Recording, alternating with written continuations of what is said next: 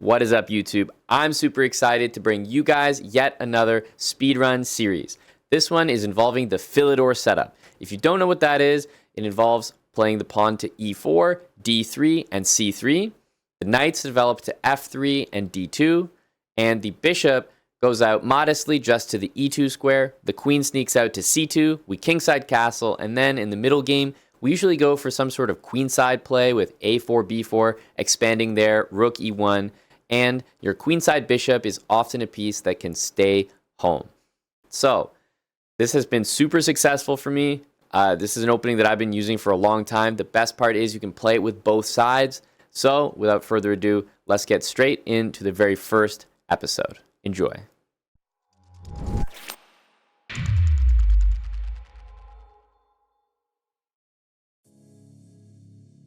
Let's start with knight here. Okay, I'm actually not going to take it. I'm going to play d3 here. Very tempting, but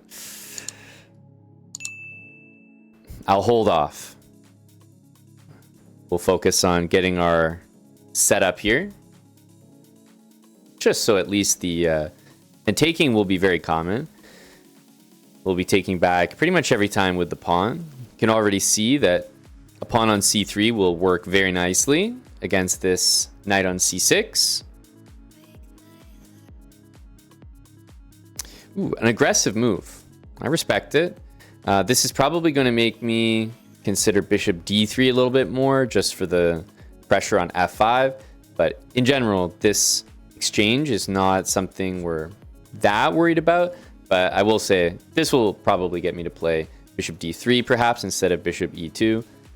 But if we saw knight f6, I think I would have just, gone bishop e2 and castled. But yeah, anytime this happens, we're pretty happy playing against an isolated pawn.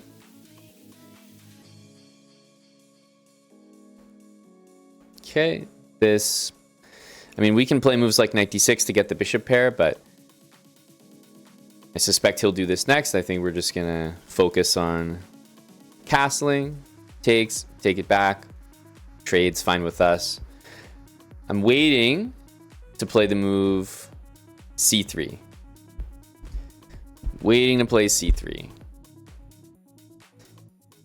Queen e2, rook e1, c3. Move like knight b4. It's not a bad move at all.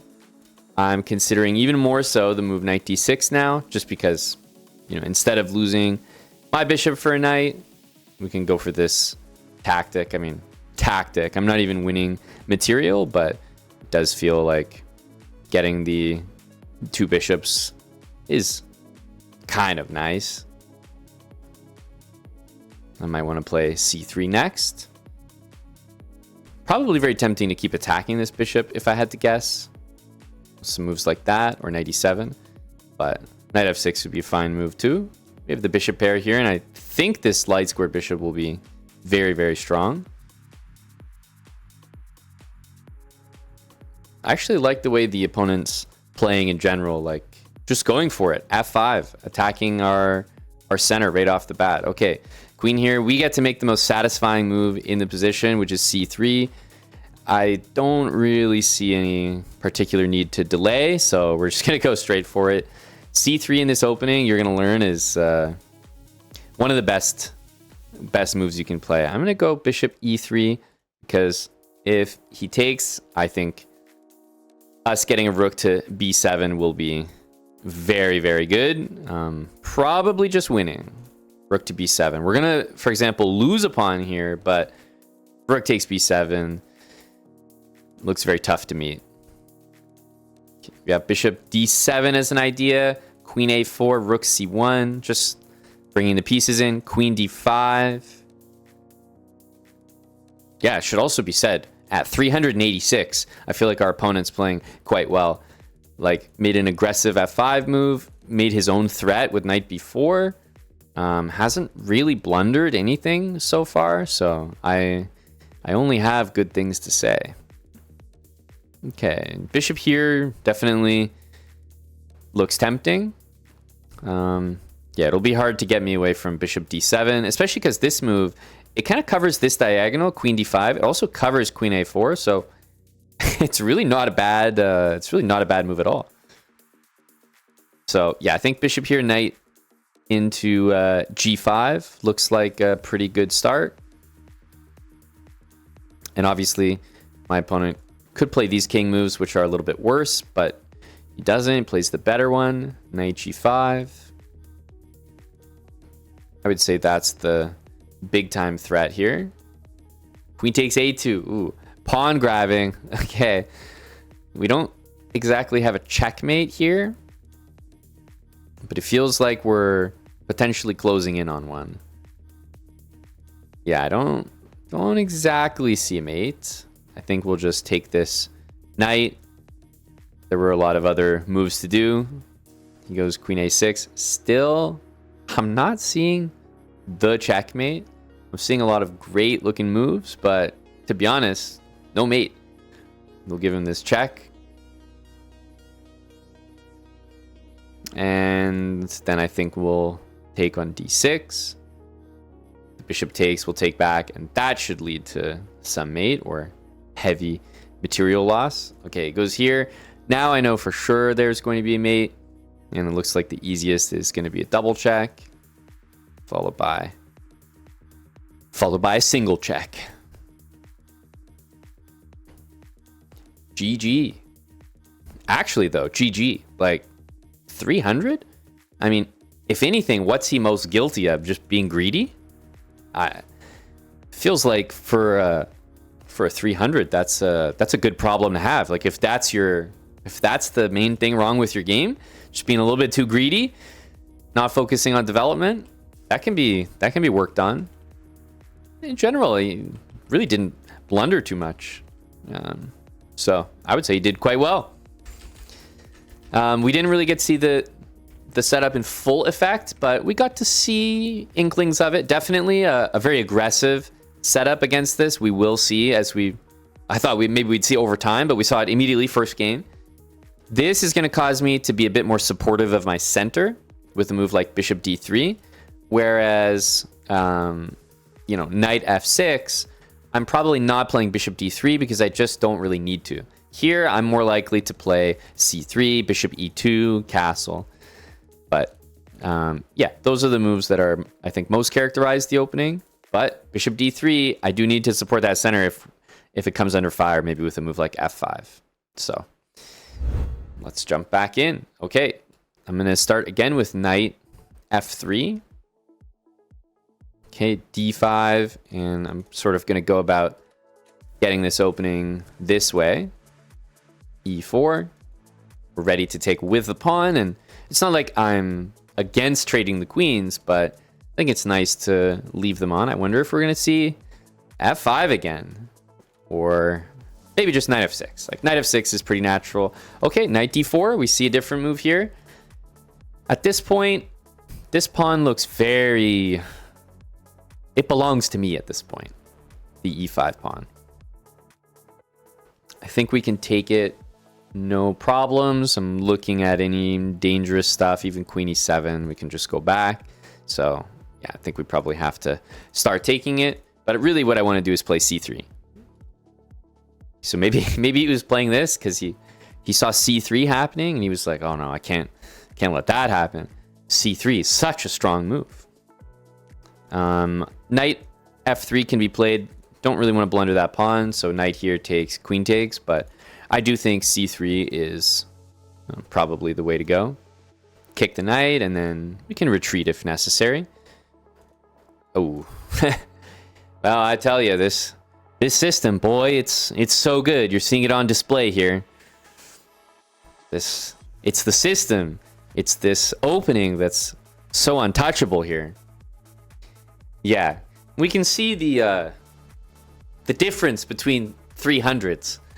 We had our last opponent and we had our current opponent. Both 300s, by the way. I feel like there's a small difference between them. So yes, it is giving the name, by the way, as the Reti opening with white, knight f3. That's understandable. I think that was what I was saying, that it does get called the Reti, and I'm not sure if the name will change at any point over this course of our next couple moves. So yeah, it is getting called the ready opening, old Indian attack. But we'll wait and see with the black pieces, because it's more likely to be called something like the Philidor or anything like that. With the black pieces, we have to be marginally more careful about how we set it up, because we know the setup we want. But as with any setup, it's easier to achieve with white because, I mean, simply you move first. So you can get there faster. All right. Let's see. Okay, we see... looks like d4, maybe knight f6. d6. Knight d7. Okay, and just e3, not e4, which I think is comfortable for us.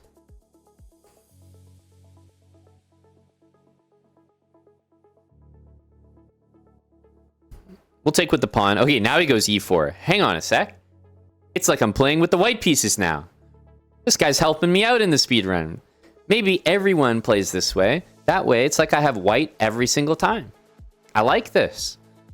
I like this a lot. All right, I think we'll keep it... I was going to say keep it controlled like that, but let's play the move that I've been talking about being so good. Let's finally enjoy playing it. c6. What a beautiful move. Controlling the knight. And yes, there are more aggressive ways to place the bishop, but really the spirit of the opening is just chill with bishop e7. And okay, let's have a think about this slightly more aggressive move. This move, knight h5, knight e5, we could be in that territory. I'm wondering if that would be played by our opponent, maybe. But for the moment, I think I'll just keep it simple and play h6. Don't really think g5 is that scary, but the nice thing is if he plays h4, we can take it. Okay, he's spreading himself thin here. g4 and b4, my friend, that's probably a little bit too much. I gotta take one of these. Like, let's get real. Oh no. Oh no, my friend. Not this one as well. When it rains, it pours. One mistake leads to another. Bishop there. We're not going to take that. We're going to take the rook in the corner. And probably take... Oh, no. He doesn't even take the bishop. He wants to stop me from castling. He's on the aggressive type of game plan here. I mean, I guess we'll just sort of retreat here. I know we might lose a pawn there, but it's better than losing the bishop. And I actually think one of our better ideas here is just going to be c5. Yes, we cough up a pawn here, but we trade another piece, namely the most dangerous piece in the position. And we'll see if he ever lets me castle. I'll go queen e7. I expect a check here. Oh, okay, with the queen. And yeah, I think we're just going to block that like this and finally get castled. Yeah, if we want, we can also take here with check, and that trades the queens, so that feels pretty effective. And I think one of the reasons that this is so good is that we have this backwards queen takes b7 move. You know, very, very possible that he could just blunder the queen. So I think that had two good things about it. This is an interesting tune. Oh, I like this. More trades for me. Rakatakata.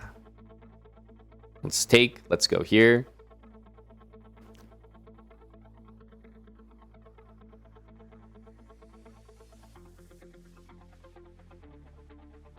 Works for me. This is the move, right? You always want to get things traded. There was bishop e5, but it doesn't really matter. Just focused on trading those pieces and taking this pawn. I like to play g5, keep the king contained.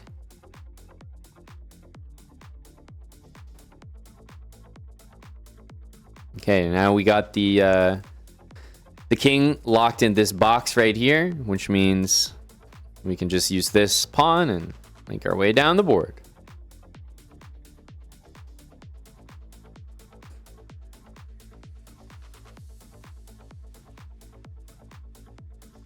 And GG.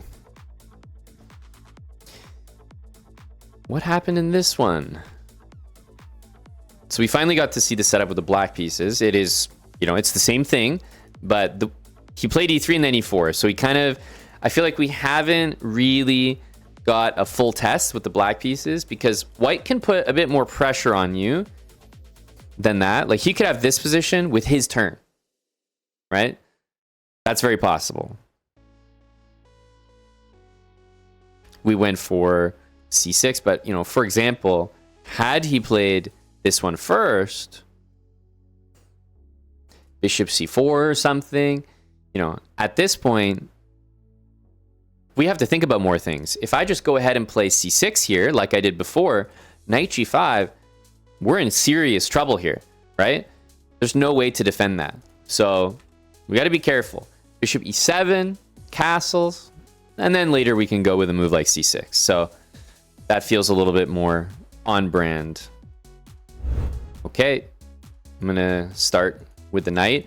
My opponents are doing this quite a bit. Honestly, I think for this game, I'm gonna take it just because I want to reiterate that starting the game with knight to f3 is very high yield for knight takes e5. You'd be surprised how many people just play e5, like move 1. So we maybe don't get to enjoy our setup fully.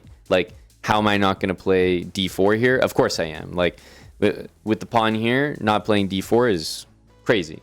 But I believe that taking that pawn is, you know, you have to punish. So I'll do it once to at least remind everyone that this opening does very, very well for a free e5 pawn. Have to make a point here. But I think if we see e5, as we already have, by the way, I'll just play d3, knight d2, and get our basic setup going here. Oh, it takes without pawn. That doesn't look very good. Let's go here. Because, yeah, if they're going to give me the pawn and play bishop there, got to take it and got to play d4. It's a must-do.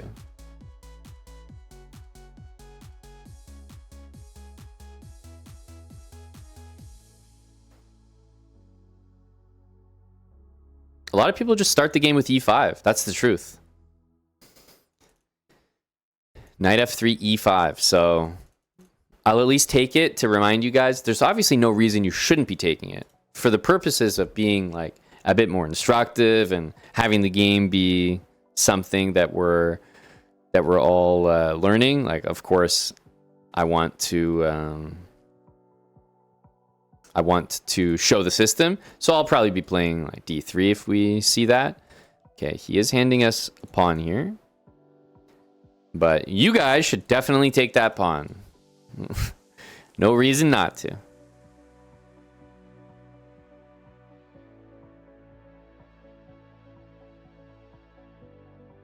Yeah, and we also get the queen here, so very high value taking both of these pawns there. We got a lot out of it. Very generous of our opponent here.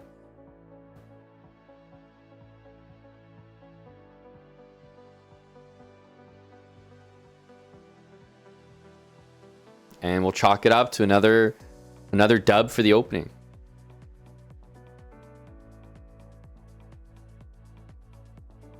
Couldn't have happened without the great opening before it. Behind every great win is a great opening.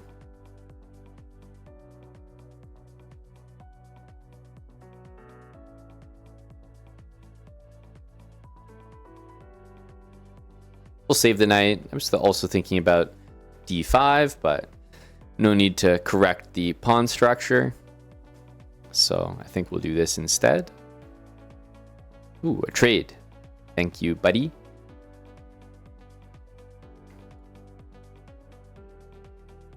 Can bring the knight back on rook d8. I'll be impressed by rook d8 from the opponent. That'll show some good understanding. Takes. Take back. We've got the knight hanging, and if the knight moves, most likely, I would say queen e5. We have this rook hanging, but the reason I am becoming interested in this is I wanted to get this knight involved, but realistically, we should take this and maybe get ready to take this as well. I think we want a long castle. Yep, it's looking like a castling moment here. So keep pre-moving this. Surely at some point it'll get blundered.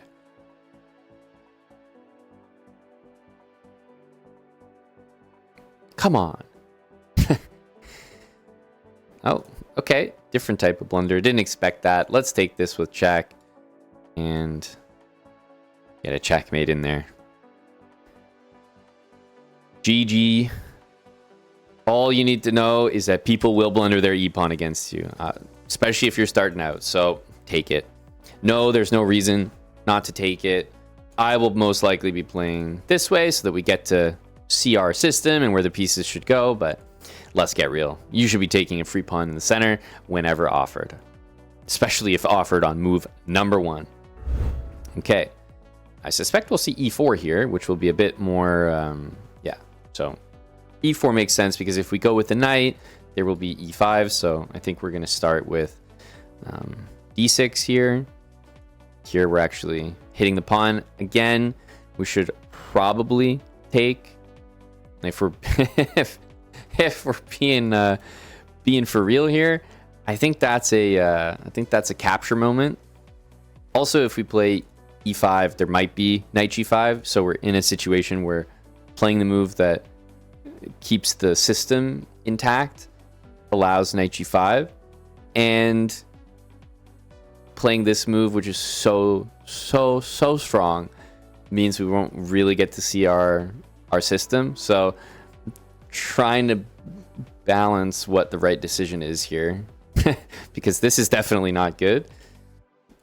I mean, he's kind of forcing my hand. I don't think there's anything to be ashamed of taking these free pawns. It's actually probably a good reminder that if you don't take them, you might actually just get in trouble trying to set this up because you're going to run into knight g5. But you'll never run into that nonsense if you take the pawns that are offered. And you also won't run into it if they keep their pawns defended, because then they won't have time for other knights to get in like this. So, for example, here, we can just play d5. But yeah, I think for the most part, if people keep offering that center pawn, I have to take it. It's probably a big part of this opening is just, yeah, taking the material that's in front of me there. c4, he's desperate, understandably so, to get that bishop open.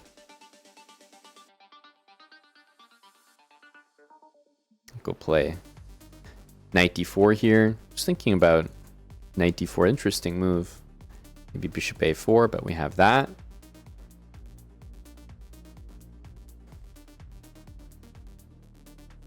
We will most likely take b3 and then take d5 after.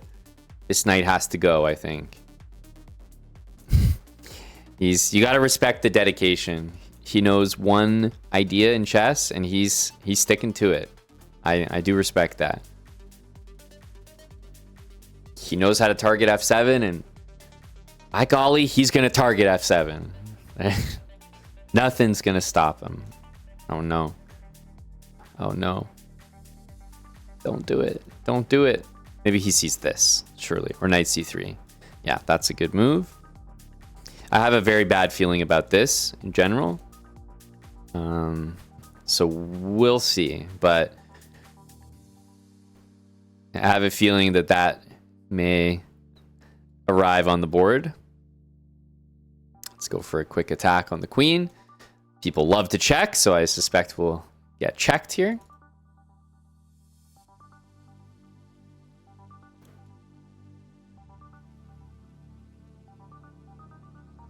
I wonder if he sees this type of cross-board move. Nice. Still a little bit... I'm just kind of waiting for that one.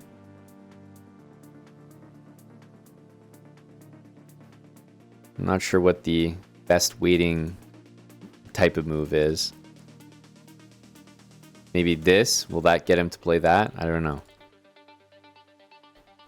Okay, I wonder if the king is really going to castle this way. That would be impressive for sure. I wonder if he sees it. It's possible. It's just two very long range pieces, and the square's defended right now. So it just feels so unlikely. Okay. I'm really wondering what's going to get him to castle here.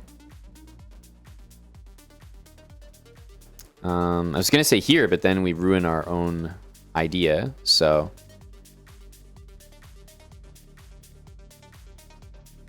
I think he's going to go the right way. This whole game really, it just comes down to I was believing in you. Oxy, my guy. I was on your team there. I was for a second. I said, you know what? He's going to go this way. But he went the other way. Ay. Honestly, I was rooting for him. Long castle there could have changed the entire landscape of the game. Who knows if we would have won. But kingside castle, walking into that checkmate, I'm convinced he was low enough rated that I think those pieces were truly too far away. And let's get real. It's tough to, like, it's defended. You probably don't even see it's attacked. You castle, and you get mated. It almost feels unfair. So, another good reminder. Obviously, I'm hopeful to get the opening in full, but truthfully, we're at a low rating. We're going to see some blunders. We're not going to just get the opening perfectly. If they are hanging their center pawn, we really should take it, because if you don't, you're probably going to let your opponent maybe get you in a position that you should not be in. So this is a good example. If we play e5, I'm not here to deal with this position. Yes, we have d5. It is a move, but even this is going to become a different position, you know? Like, the character of this position is also much different. So if we're changing the position anyway, we should just be taking the pawn, because you're not going to get your normal setup here. And if they actually defended against that, then you can see they're not going to have time to get that setup, right? Because we're playing bishop e7, and by the time he gets this, we are castling. So something like this, and we're just back in a normal Philidor here. So if they play properly, you can get your setup. If they don't, they're probably hanging a pawn, and you should take it. All right, let's start with knight f3. We'll play knight d2. We'll play e4. And so we're getting a Caro-Kann here, but we're getting one without the bishop developed. So hasn't been played perfectly, I would say. Queen a5. Not that this is really important, but since I want to play the move c3 anyway, just feels like it makes even more sense right now. So we're going to go ahead with that.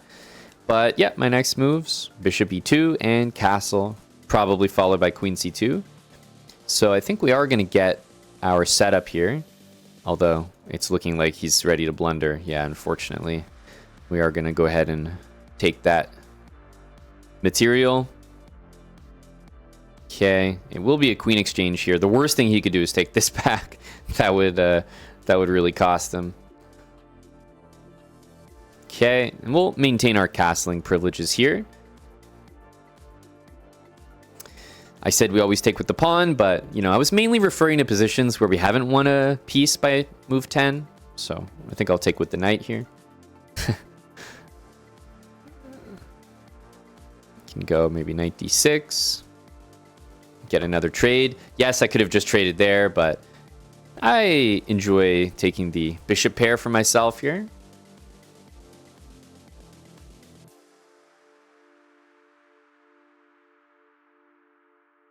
I think bishop a3 to guard that. c4 goes e5. We're going to stick with the trend. Take that center pawn when offered. I don't want to be in the business of saying no to great gifts like that.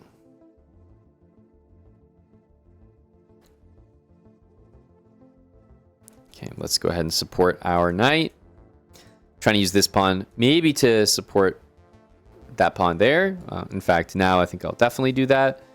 But also it was keeping the knight out of d5. So in the end, I'll give you d5, but I want the connected pass pawns here with taking this c6 pawn. Let's grab it. Not sure that he'll even see that. And if he doesn't, take the knight. Knight e7's happening. It's a good move. We should win some material now because knight e7 is unstoppable. And the bishop is hanging. So bishop c2, we just attack it again, and then it will be our turn eventually. That happens in chess. Eventually, it's your turn.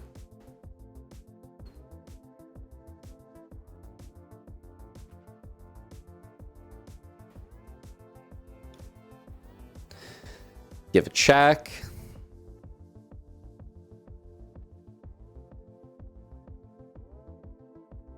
He's only got one move here, so he's really pondering that one. Let's just take this. We can take this as well. Push. And we should be overwhelming our opponent here.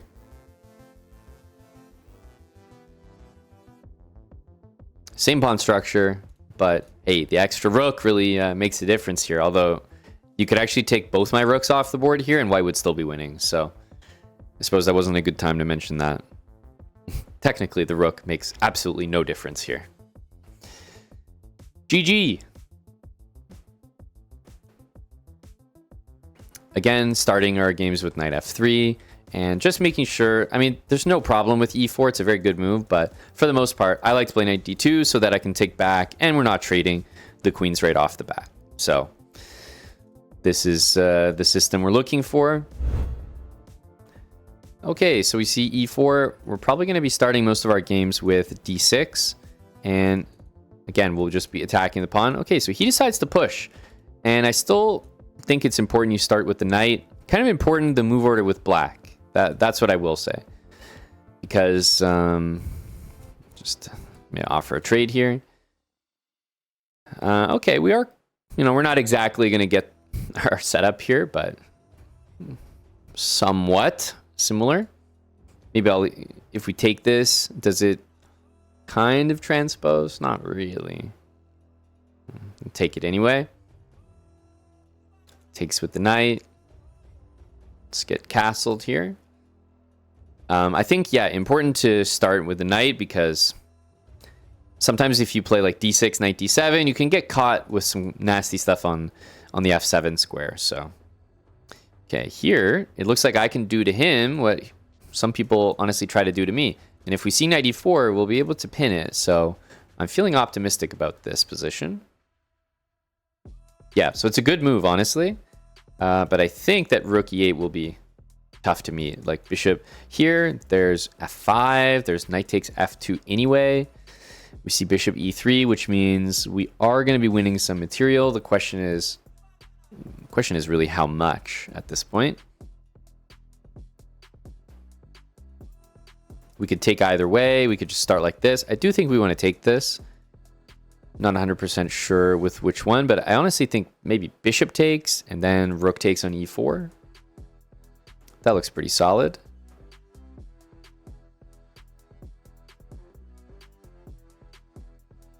And I'm doing this because I know that I'm probably going to get a knight here, which means that he's not going to be able to castle in either direction. So I do enjoy that. Yes, there's knight takes here. I think we're just going to go queen e7 though. He can't castle, so king to f2 really presents itself. And instead he's going to go there, so we'll take. And yeah, if he castles, we do get to just take on e2. We'll play bishop g4. Swing the rook over. Knight g5 is not a bad move here. If the knight goes back, I think we go to e3 instead of... Oh, okay. Yeah, this will be a piece for us.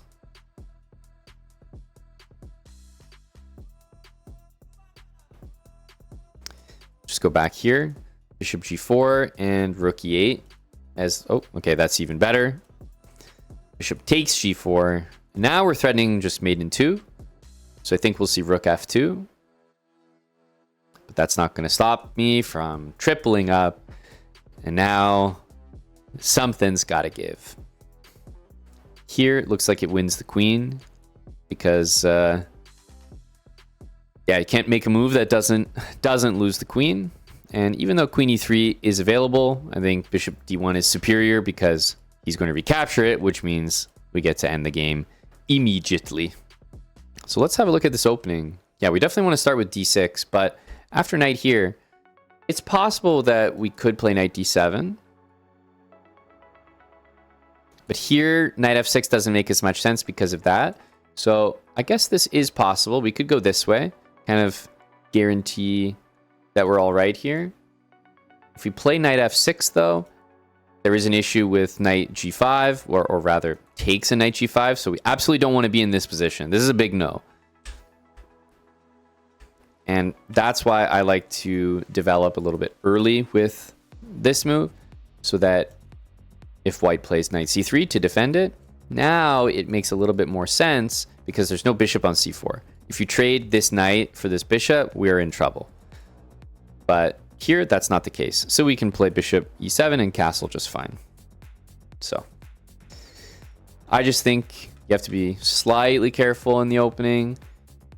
Like, if these are the moves we want, it's important that we don't start with this queen c7, because, I don't know, we could definitely get into some trouble there.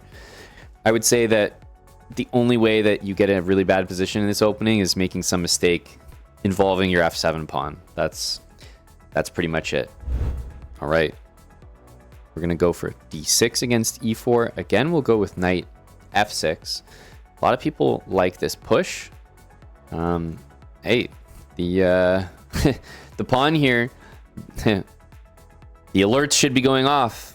I will continue with e5 here just to get a position that's a little bit more reminiscent.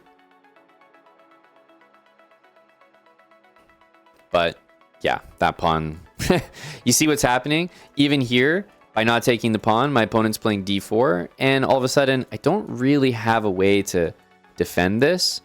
So, do you see what I mean? Like, even when I'm trying to be instructive, I can't just take it, you know? That's just it. That's it. Don't worry about trying to get this set up. If your opponent offers you a free center pawn, you guys should be taking it. That's even me trying to keep the setup. It's all you're doing is you're handing your opponent a position they should never have, because no one should be allowed to hang their pawn and get this setup. They should be committing a move like this to defend it. But if you just don't take that pawn, they just never defend it, and then they're going to get some position that they don't really deserve to have. So what I think I'll do here is I think I'll take, which is sometimes the way you play this in the middle game. Once you have this and castle, maybe you would take later. So I'll take now and hope to at least get some kind of similar position. Takes with the bishop. We'll just develop like this. And yeah. e5, we do see. Ooh, bishop takes means I'm definitely going to take. Queen takes d1 here for sure.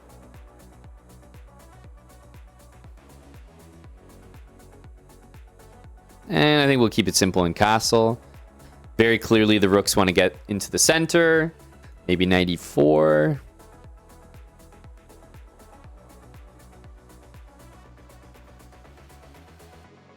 Curious where the knight's going to go after this, honestly.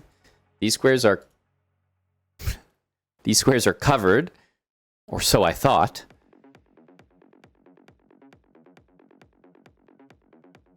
Knight to c3 looks very, very good here. So yes, yet another reminder that if your opponents hang the center pawn, take it. How many games have I played so far? And how many games has the center pawn been hung in? Feels like at minimum half, probably more. So just take it. Spare yourself the trouble. Okay, we get the white pieces again. You see what I mean, guys? I'm I'm taking that. That's mine. I deserve that. He resigned. Guys, I'm telling you, Tur could have hanged the center pawn. Like, knight f3, e5, it's probably going to be half your games start out. He resigned. He's out. I can't play without my e pawn. Yeah. If you guys play this opening, it'll go just like this. Okay. Knight f3. d5. There we go. Smart guy. Smart guy. Okay. We'll play e4 next. We've had this position a few times. Most people take. We take back with the pawn. But knight f6, I think, would be one of the better moves. And okay, bishop c5. Here we go. This is a good move. Absolutely. In this spot, we would just want to choose between one of these two moves. I think bishop e2 is more than fine. He goes knight d4. Again, he's really blundering here. So once again, I'm not too sure. I almost want to start playing c3 just so people won't do it. It is a mistake, but I'm not too sure that that these guys are up to it. So you know what? I'm gonna do it. I'm gonna take the pawn. These guys, they can't keep hanging this center pawn. Not against me. And if you take, there's always a good chance they resign. Take with the knight here, just for the tempo. Seems smart. Well, at least this move proves it was not a tempo. That's for sure. Because he did not move it. So we did not gain a tempo there.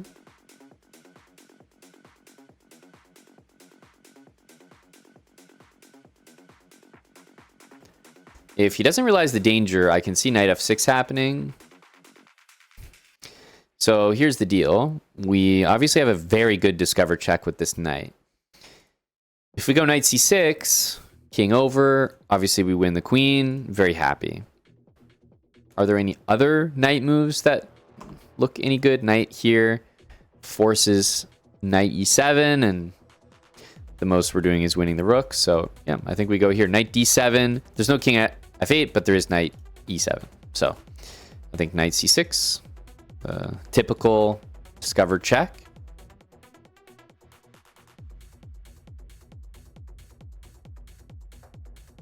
Punish your opponents who hang the center pawn. Like, a lot of people will do it. And that, just from starting the game with knight f3. So for some reason, very powerful.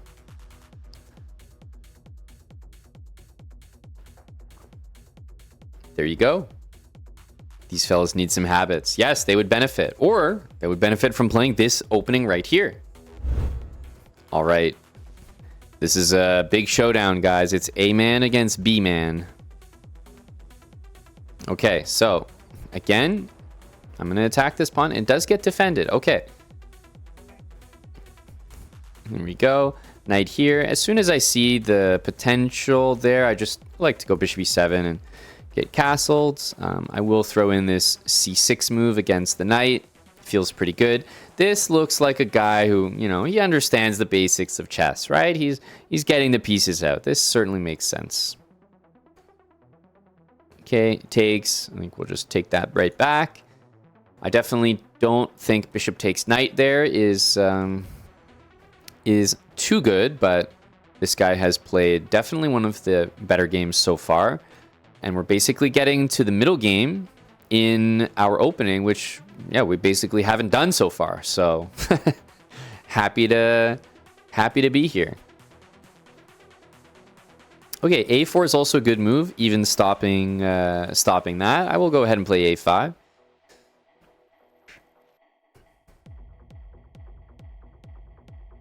Okay, that one might be a little bit too much. I'll take. Knight a2 is almost certainly going to happen. And, okay, so then he goes knight e2. Smarter, because I was going to say knight a2 runs into rook a4, among many other things. h6 makes some sense here. Also, rook e8. Don't really have a particular preference. If knight here, we can play d5. So yeah, I figured as soon as I move that, he would be a little bit interested in knight g5. So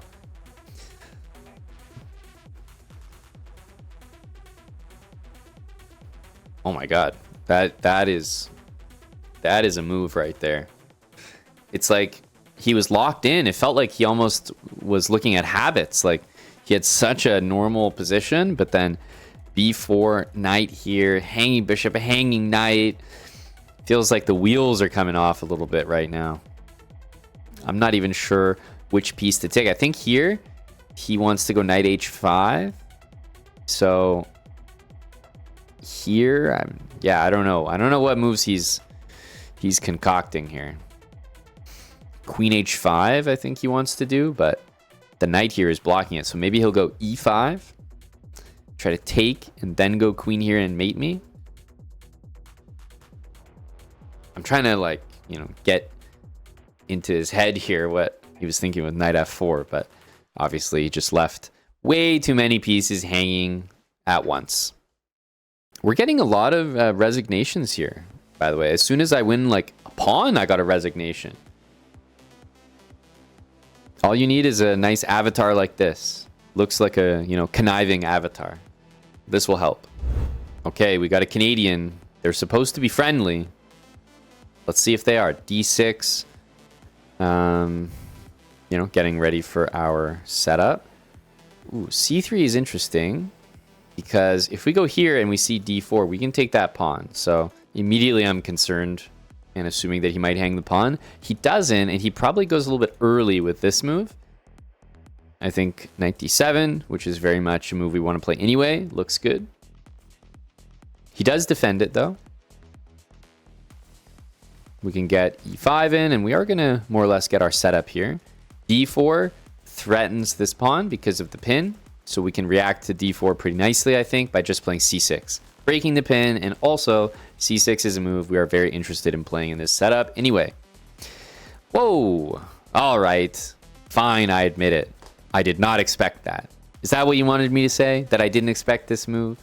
Fine. You win. You got me with a move that I could not predict.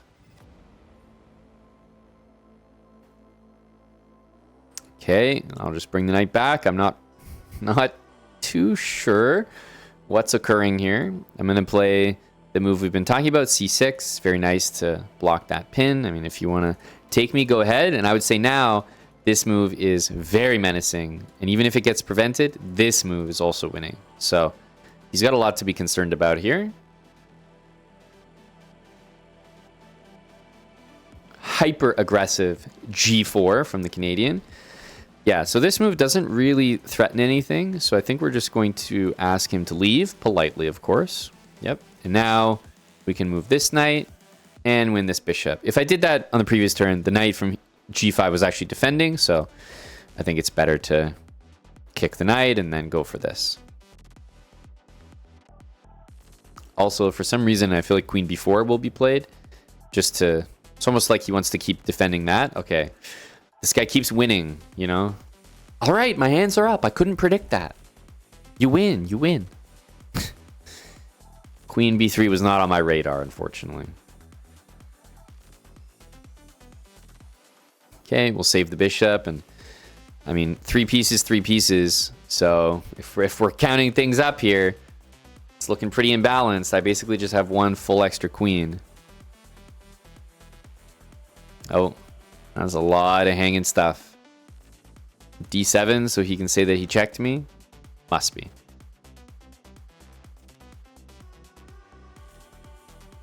d7 is forced, no? Knight d2. More trades. I have an extra queen and an extra rook. That should do it. Like, that should be more than enough.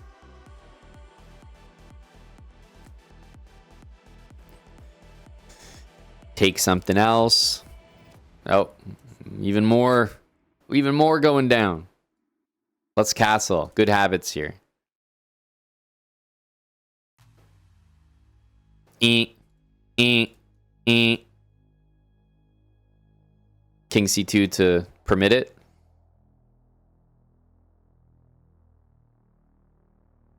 Okay, GG. GG to our Canadian, who ended up being, as expected, very friendly. So yeah, as you have probably seen so far, it's probably felt overwhelming with the amount of blunders that we've seen from the opponents. But, I mean, we are playing 300, 400, 500 ELO players. You have to expect that. But focus on the setup we're trying to get here. What have you noticed? I've probably started every game with D6. Going knight f6 after, just to get them to defend it somehow. Maybe with knight c3, pawn d3, something like that. And then trying to get these moves and a quick bishop e7 and castle. And just being very, very mindful of the f7 square. That's the only way bad things can happen. If you take care of f7, you should be good. Okay. e4, we're going to go d6. We see... Instead, we see the move g4, which I guess we'll go e5, d6, trying to keep our setup here. And I'll play c6 because it comes with the pressure, the added benefit of hitting the g4 pawn, which I happen to think is nice. So even though I have many moves that are part of our setup here, based on the weird way that my opponent's playing, I don't feel like I'm in a particular rush to do those. So let's go knight d7.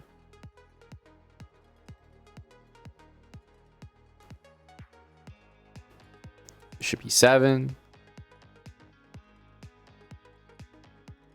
Maybe we could say that g5 is a little bit annoying, so I'm inclined to play h6 to deal with that. And then we can put the knight there. Pretty much any time that g4 has been played, I've put a pawn on h6. Yeah, okay, he's going to hand us a knight here. Thank you very much.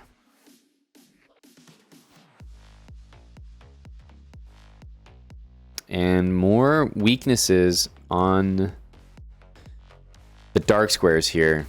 So we're kind of all over the position now. Knight c5 looks great.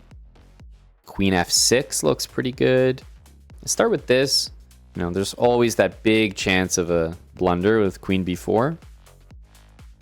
A lot of people get attacked and then their immediate reaction is like, let me go, attack you back. Queen f3, solid enough.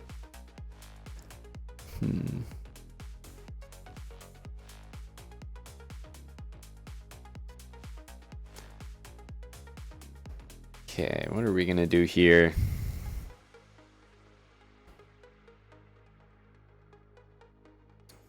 I think we can just be a little bit normal.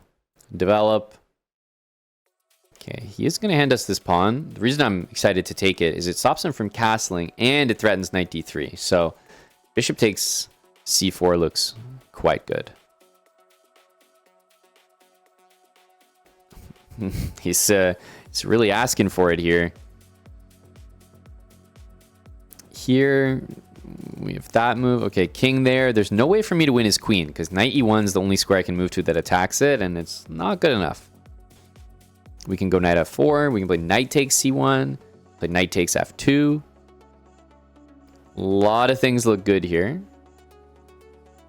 I think this one is objectively the best. Check, of course. And we need to save the knight, so we're going to go right back. A5. It is remarkable to be able to just pay attention to the other side of the board when things are going up in flames on the king side here. Okay. Time to move the bishop and maybe set up for another idea, or maybe even with the queen. Let's do this. That pawn is on a mission. I mean, I feel like that's the next move, right? Okay, that's reasonable. We can try this to take that. It does feel like getting this bishop out of the way is kind of smart.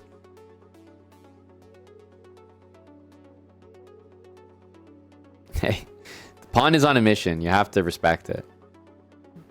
I'll take. Man. Such a mission. It's funny because this move, it's like almost we really didn't even need to react to that move, but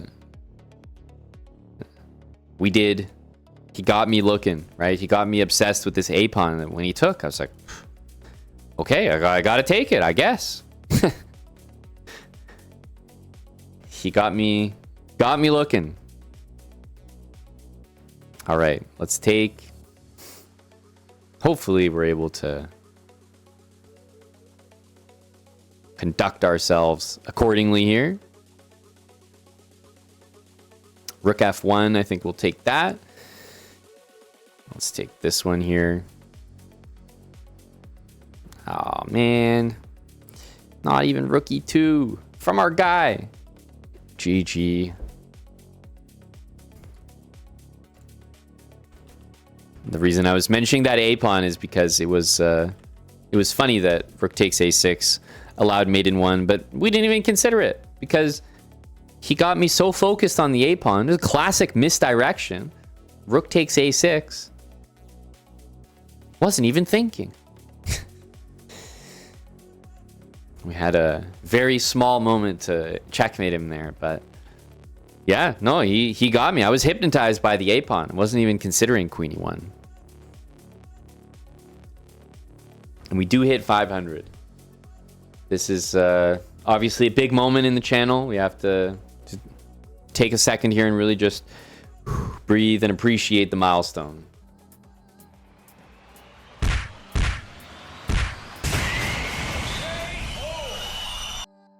Thank you for making it to the end of this episode of the Philidor speedrun. This opening has been super successful for me, and I hope you guys are experiencing the same elo boost. As always, make sure to subscribe to the channel if you're not already and turn on post notifications so you do not miss our next upload. I'll see you guys in the next one.